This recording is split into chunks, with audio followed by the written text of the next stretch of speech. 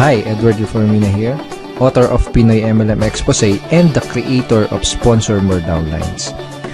In this 3-part video training, ituturo ko sa iyo yung mga secret sponsoring strategies na nadiskubre at natutunan ko na tumutulong sa akin para makapag-sponsor ng 10 up to 23 direct downlines every single month.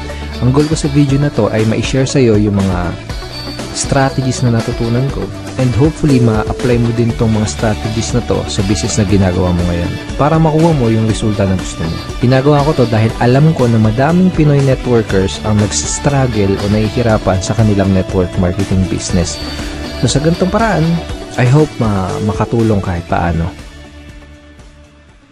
Ang una natin pag-usapan ay yung mga common problems na na-experience at nararanasan ng mga Pinoy networkers sa kanilang network marketing business. Una sa mga problem na yun ay yung puros hindi qualified ang mga na-invite na prospect, kaya puros rejections din ang napapala nila. So karamihan ng mga na-invite nila is mga negative, mga skeptical, kung hindi negative at skeptical, mga walang pera. So ito yung ilan sa mga reason kung bakit puros rejections yung napapala nila doon sa mga ini-invite nila. Pangalawang problem is, madami na silang na-invite, pero nahihirapan at wala pa din silang mapajoin. So, na-invite na nila lahat ng mga kakilala, kaibigan at kamag-anak nila, pero nahihirapan silang i-convert yung mga prospects na yun into downlines. Pangatlong problem is, nauubusan sila ng panggalaw. So, yun nga, dahil nga, ang dami na nilang na-invite, tapos puros rejection, hirap sila magpasali. Anong nangyayari? Mas malaki pa yung ginagastos nila kaysa dun sa kinikita nila. At kadalasan, nagkakanda utang-utang pa imbis na kumita. So, ito yung mga ilan sa mga common problems na na-experience sa mga network marketers. Actually, ito din yung mga naging problema ko nung nagsisimula pa lang ako sa network marketing business ko.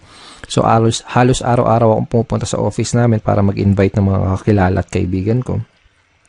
And ginawa ko lahat ng mga sinabi at tinuro sa akin ng upline ko. Nag-invite ako ng kung sino-sino, namigay ako ng flyers sa kalsada, sa mga malls, na musakal, nag-house party, nagbahay-bahay, etc. etc. Pero yun nga, puros rejections yung napala ko. At yung puros rejections yung natanggap ko sa mga prospect ko kahit ang dami ko nang in-invite.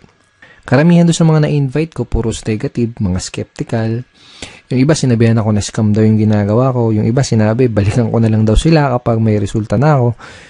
Yung iba naman, sinabi na yung mga nauna lang kumikita dyan, kung ano-ano pa. Sa madaling salita, puros mga hindi qualified na prospects yung mga na-invite ko.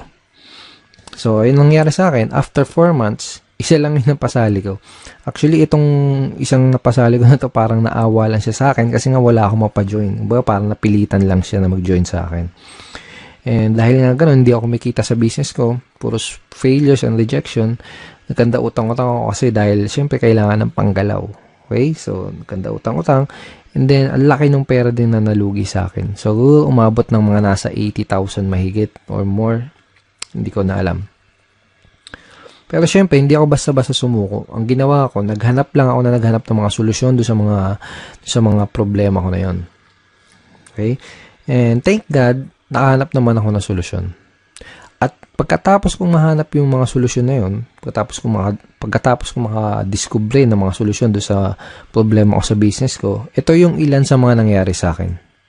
I sponsored 63 direct downlines in 4 short months.